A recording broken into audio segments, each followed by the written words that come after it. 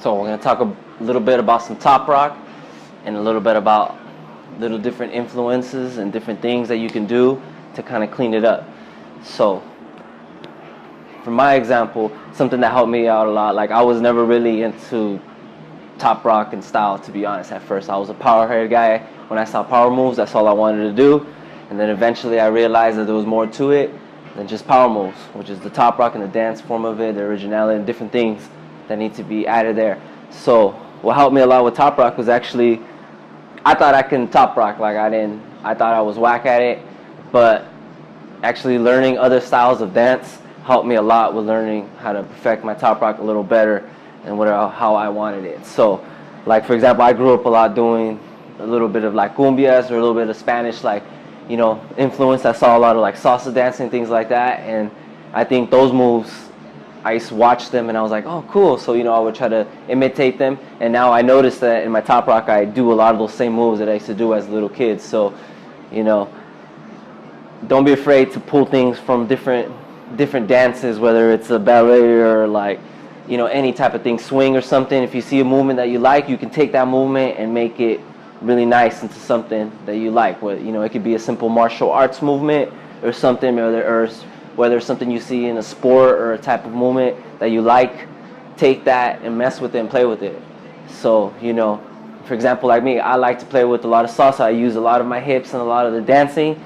So I tend to move a lot to the sides, you know, move to the, you know, out forward. You know, I tend to, you know, use a lot of that. Also use a lot of shoulders.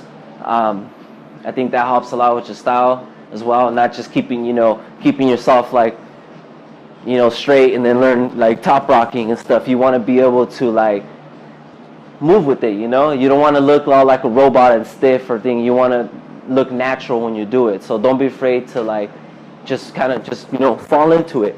Whether it's a simple cross step, if someone has taught you a simple basic and you feel like, oh, my basic is whack, I don't know why it looked like this, it's because you're trying too hard. You need to just relax and kind of just let it happen naturally. Everybody does it differently. As long as you learn how to do the step, as soon as you hear a beat, you're going to automatically start loosening up and going into that beat. Okay, because everybody's going to eventually get comfortable and get in their comfortable zone, and then you just do it. So that's what I had to do. The way I got better at top rocking was not like by practicing my form the whole time. It was by just hearing the music and kind of just letting go and not caring about who's watching me or what's going on around me. It was more about how I felt and how I wanted to move, and that's it, you know what I mean? So don't be afraid to just go out there and kind of just, you know, mess around.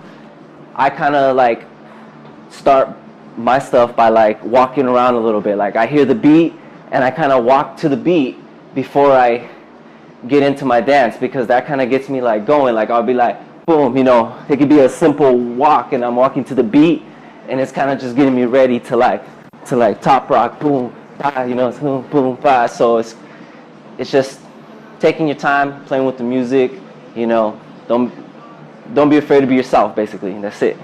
You get your top rock.